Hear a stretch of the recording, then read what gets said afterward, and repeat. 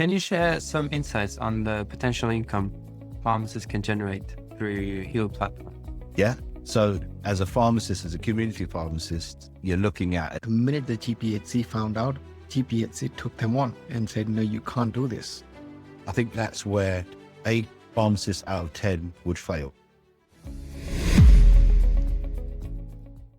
As you know, there's lots of hype around what Heal is doing, platform that you provide, the safety and the earning potential that the pharmacists can get using the platform. So I want to reach out to see what you guys are doing, how Heal helps pharmacists. If you could just start with telling our listeners what Heal is and what you guys been up to lately.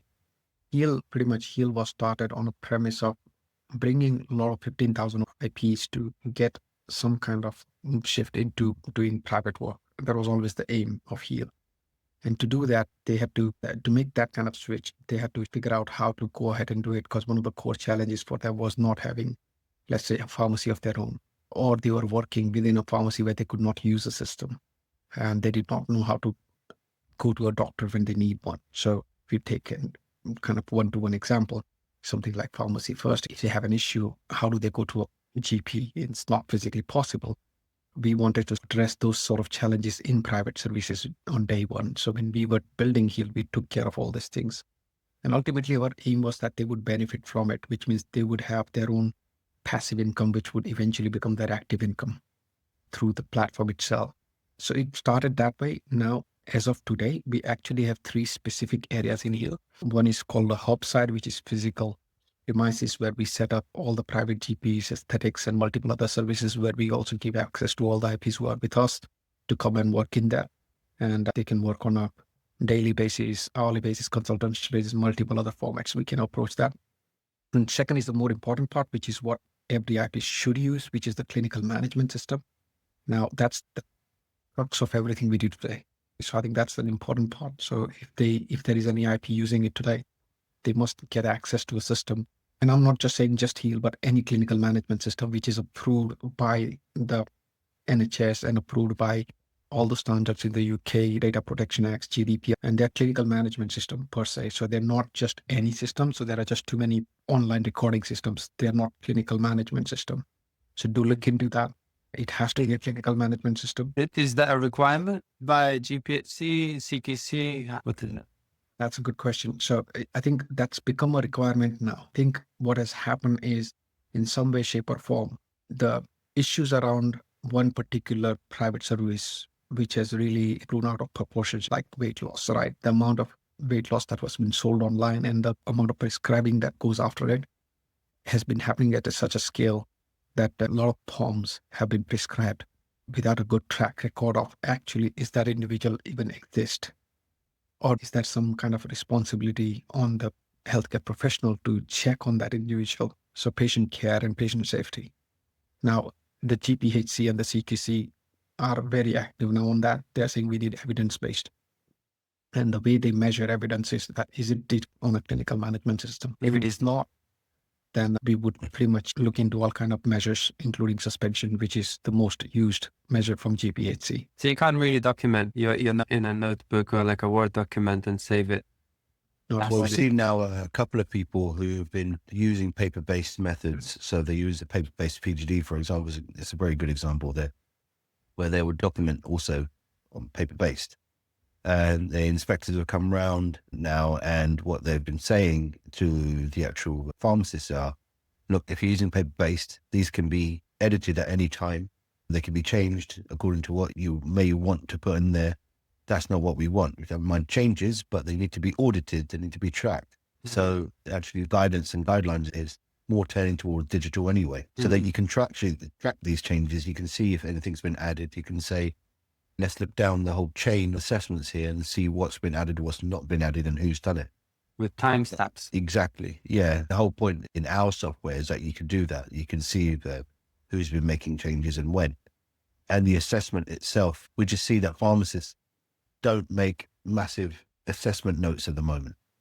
It's prevalent throughout the industry as naturally as you go from analog to digital, where everyone would be changing. But you got to produce comprehensive notes. Like things like weight loss are really important, because you got to be able to communicate now with the GP what's been done, and they would expect a certain level of information, likewise vice versa. So I think now what we're seeing is IPs coming in, doing really comprehensive notes, needing a facility to do that. And the software that we have allows them to do so. You've got full dictation ability. You've even got a different type of assessment in SOAP notes that you can do. So it's really about trying to provide support to every pharmacist in the right way of working and how guidelines are shifting, because it's not written down anywhere saying you must use digital. They can't do that because they'd have a problem straight away overnight. But you can see where the guidance is going clearly. Now, you mentioned there was 3 things to your platform. One was the physical hub model. The other one was the digital clinical management system. Third is on our training side. So every IP that comes with us, we provide them very specific area training. So any area they are going to work in. So private services wise, be it weight loss, menopause, hair loss, testosterone, aesthetics, in all areas we provide training. So purely because our approach to that has been, if you are trained with us, one, you can work with us in one of our hubs, or you can work on your own using the Heal OS. So in either format, we are helping you be independent and stand on your own. You'd be able to earn. We would definitely support you in that journey that you are guaranteed to make good income once you've taken training with us as well. Yeah, so from what I gathered, if you become an IP, let's say newly qualified prescribing clinician, they've done the specialization in, let's say, hypertension. They could come to you, get the right training, get into your platform, and start prescribing. How does that work? What's the journey look like? Absolutely great question. So I think once they join, the way the Heal OS system works is pretty simple. First of all, when they get access to it, there is a rigorous process for us to allow them access to the platform as well.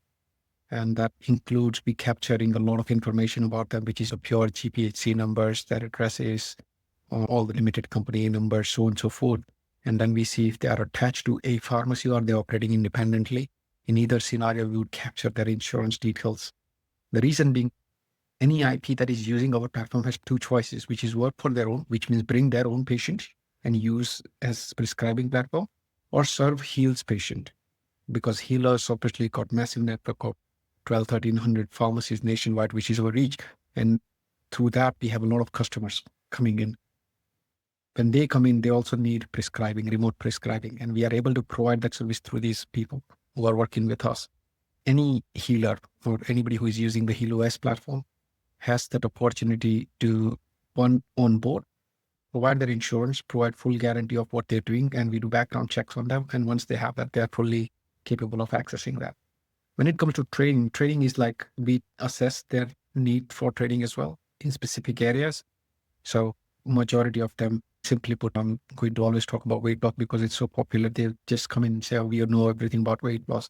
The reality is not true, because weight loss is also a dynamically changing market. The amount of changes that come from the manufacturers also needs to be understood on a regular basis. So for us, we also have a community management platform where they can also share this information. And we actually upload a lot of information on there as well, so they can see that as well.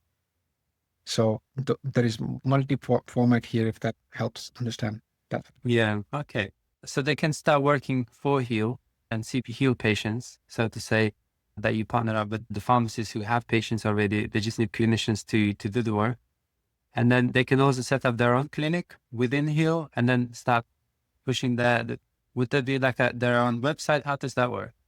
And that's a great question. So they can do it both. They can do it for the majority of them who are working with us today, freelancing in their own sense. So we help them do multiple other things. So we help them with their marketing itself. So we help them saying how to go out to market. We help them set up website. We help them set up lead generation, but they have to be active socially. So they are active on the social media platforms, community building, bringing patients themselves. Even if they are low coming, they are bringing patients. And they can see the patient in both formats. So they can use the telehealth facility on the platform, or they can see them one-to-one. But it's all digitally recorded. And once they're ready, they can prescribe. I see. Okay. That's quite interesting. So they could start with one side and then gradually grow their own clinic. So when the pharmacist is running their own clinic, let's say they set up a weight loss clinic, do they have to have a pharmacy with that? Or can they just independently run clinics? Yeah, you can run it. obviously the advantage is if you're a pharma, especially in IP, because you can do your own prescriptions. But yeah, you could run independently and use our services to do the prescription part. So essentially what you're doing is you've got a front end, which is bringing in patients. You want to serve the patients, but you don't have a license to serve the patients. You can outsource the patients to our licensed practitioners in order to generate the prescriptions and do the back end dispensing. That's very easy as well. But obviously from a IP point of view, it's best to be a platform user and start to develop your skills in order to start doing the treatment we can qualify you for, right? So like menopause is one. There's another one that's quite controversial, is ADHD. We have to do that differently. And the pharmacists have to ask themselves about liability costs, the risk of doing mental health assessments. It can be done according to NICE guidelines, but it just depends on whether you as a pharmacist want to accept that. We, at the moment, on our patients, we go through a doctor pathway just to be safe, and liability is kept down as well. Things like dermatology we look at, because that's where you can really extend an IP's pathway. Things like hair loss. These are things that IP should consider, right? Outside of your classic competencies like hypertension and diabetes. Dermatology and hair loss offer a real revenue stream in terms of not just being able to treat the patient, but the medicines allied are all highly, I'm going to say, they have high revenue, high margins, and you get regular subscriptions from the patient as well. Whereas hypertension and diabetes might just be one-off accessories and stuff like that. What we want to do is make sure that there's a regular income stream coming in. As a prescribing clinician starting up, I think my anxiety would be, what if I had a patient that is too complex for me? Yeah, so the big advantage of Heal is that there's a triaging facility there. So if you weren't an IP, for example, the classic scenario in our case is that pharmacists use us when they have stuff that's out of their scope. So a typical example there would be, I'm a pharmacist, I'm using a PGD in order to serve the patient. Patients come in, but they've got an exclusion there. Now that exclusion could be something as minor as saying, for example, on our weight loss PGD right now, the minimum BMI to serve someone on Mounjaro, for example, is 27. But the patient may have a comorbidity, right? And the pharmacist may not be comfortable prescribing based on that comorbidity. They may say, okay, I need some help here. Either the patient goes or I can triage them. And that's what we offer them. You can triage within the system very easily. Our practitioners would come on and they would have the scope and the range in order to serve the patient. So what happens now is you've suddenly, as an IP or as a pharmacist, you've got a clinic which is fully comprehensive. You can see many patients, you can treat many patients, and you have practitioner backup on all aspects of it. So it's very easy to do it that way. Even we go up to private GPs as well. Say someone walks in and is completely out of your scope, or they just want to see a doctor, right? It happens. The public don't know what pharmacists can do. They have no idea. And that's part of the problem in launching a clinic as a pharmacist. How does the public know what you do? So it's going to be a process. It has to go along that process. And I think the more services you offer, the more you promote yourself, and the more you say, we use the terminology in doctor-led, we have private GP backup, that all helps to be a clinician. It's not denigrating anything you're doing, but at the same time, it's giving you powerful backup to serve the patient. That's what the patient's looking for. That's reassuring. That gives me confidence to see any patient. And if it's outside my scope, above my competency level, then I can just say, okay, I'm going to refer you to my senior. Exactly. Exactly. That's why we look at it. Right. And it's vice versa as well. So once they record these systems, the benefit of Heal is, even if they triage the patients over, because the patient is still in the first line contact of that patient, will always remember that IP. So that IP will have that one-to-one touch with them. While the doctor is remote, the doctor can also communicate directly through the platform to the IP, or just call them up as well and have a chat with them saying, hey, I've seen your patient. Here is the situation. Here is what we believe should be happening. So it's much more better. So we would be that, I think pre-2020, big hype on just completely remote. And we've completely moved away from that. And we've said hybrid is the right way, because patient cannot just be completely remote. Yes, maybe in some scenario it's possible until it's physically needed, saying that's fine. But a hybrid where there is a touch point, and that IP is that touch point.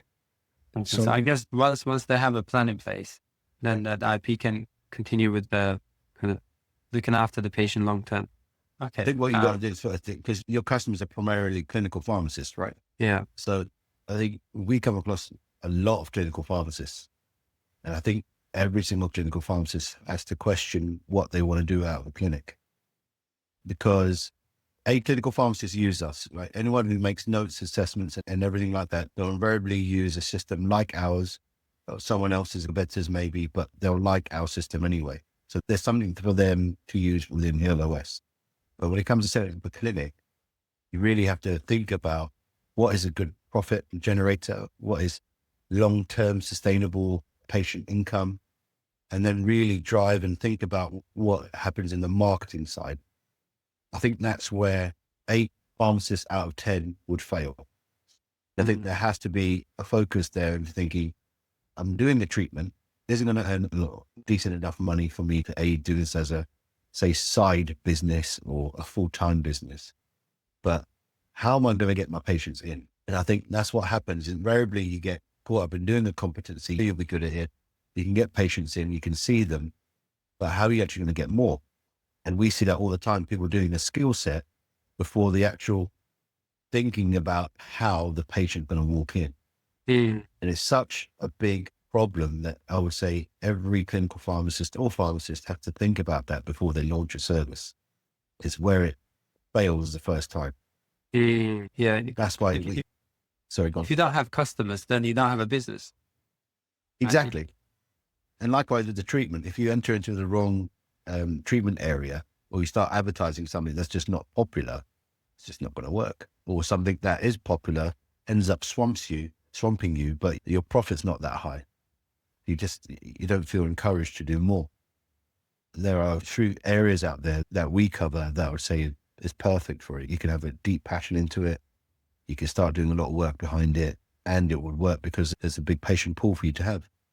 Can you share some insights on the potential income pharmacists can generate through Heal platform? Yeah. So as a pharmacist, as a community pharmacist, you're looking at least £10,000 plus a month. Now, that's where you go back to what we say about marketing. If you're not doing the marketing, you will fall flat. And we've learned a lot along our journey. We've had many people sign up to the platform. And they're first celebrating, thinking, yeah, great, got pharmacists onto the platform, not going to be an issue, got more and more. But what we're noticing, what would happen is that every time pharmacists would join, they'd have the passion, belief, the will to do a different service, to go into private and say, this is happening, we've got to upskill ourselves. Great. It would invariably, so many people fell flat on the marketing, we had to then stop and think about how can we help them now? Because all that happens is you start thinking, I'm going to get that patient in. What am I going to do? I'm going to have a website. I'm going to do my SEO, and we'll bring the patient in that way. But that's what everyone else is doing. You got to think about it differently. You got to say, look at what my demographic is, how they targeted, and how can I be different from the competition in order to make sure that I don't fall by the wayside.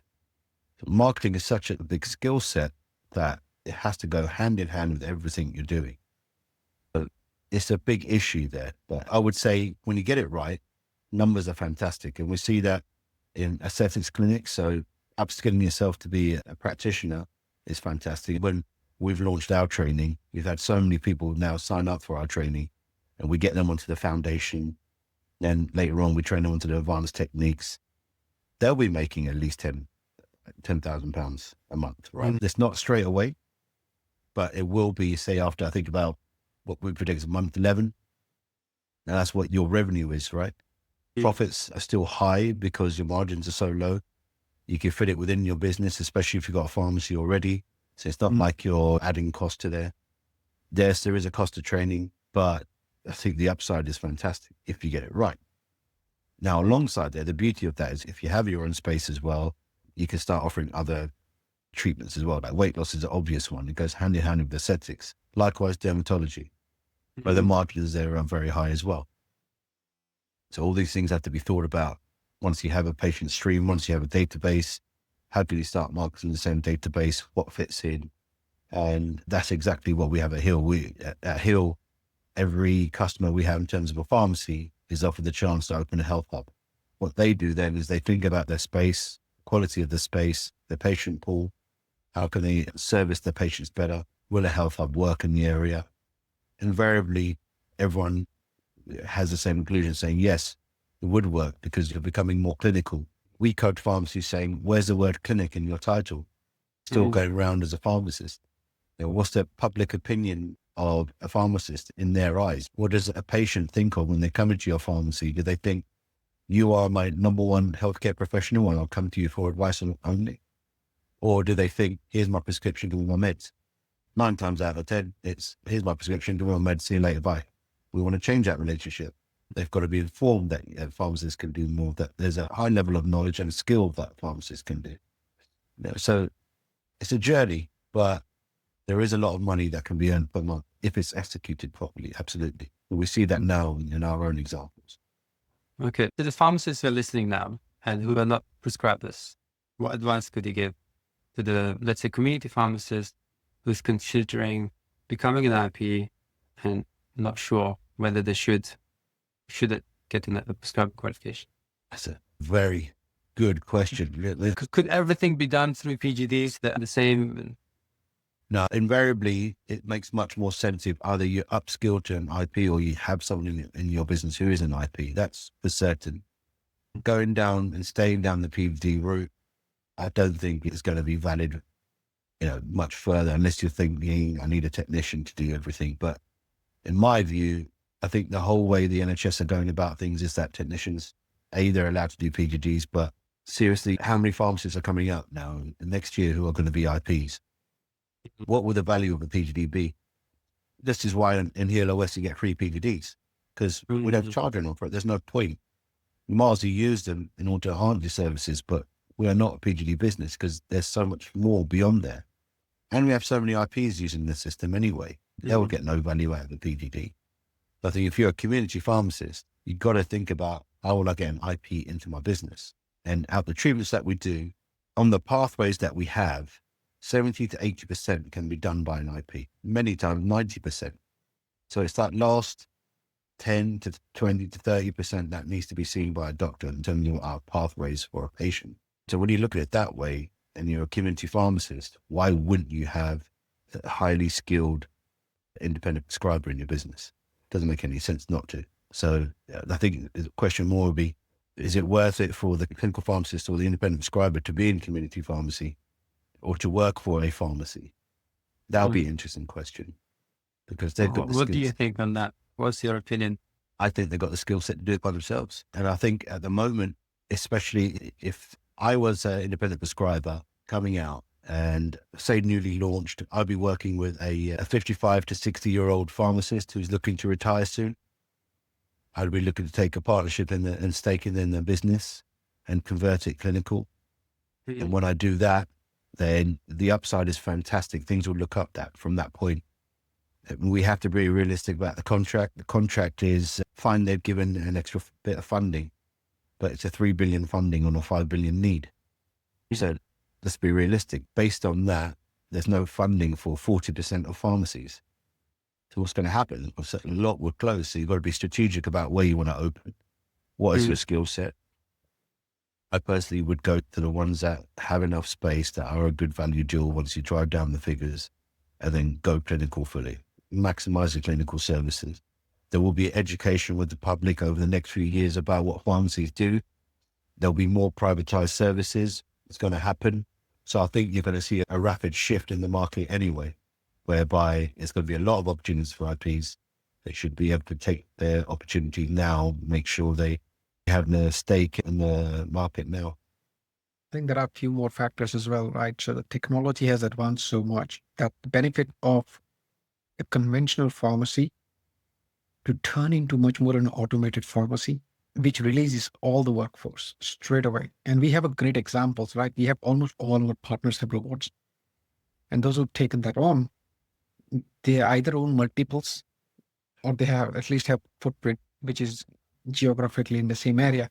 And they use one location as the hub and spoke. That suddenly releases all the other locations. So they are then actively looking for IPs.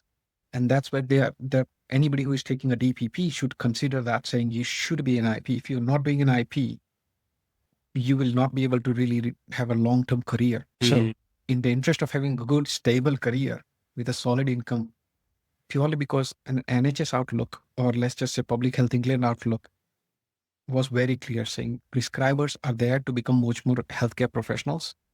Pre-2019, we have about 18,000 prescribers. 80% of them worked in NHS, not in pharmacy, purely because there is zero room to grow in a pharmacy. The sector itself is consolidating at a faster pace than ever, which is rightly, because obviously if it cannot evolve, and there is so much pressure on NHS for it to evolve, obviously they will not be able to sustain.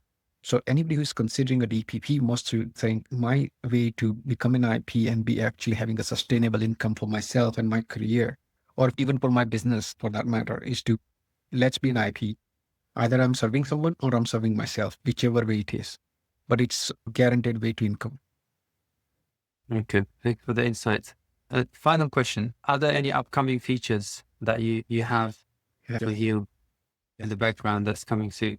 Yes, so a couple of them. One of them is, obviously, we've already had AI from day one. So we had a script system already in the platform, which allows a lot of time saving.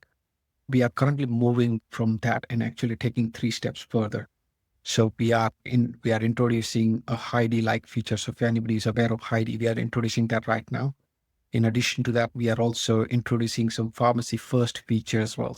So we are literally what you have to do on pharma outcomes can be done on a Heal platform, and it's already copied over straight into pharma outcomes.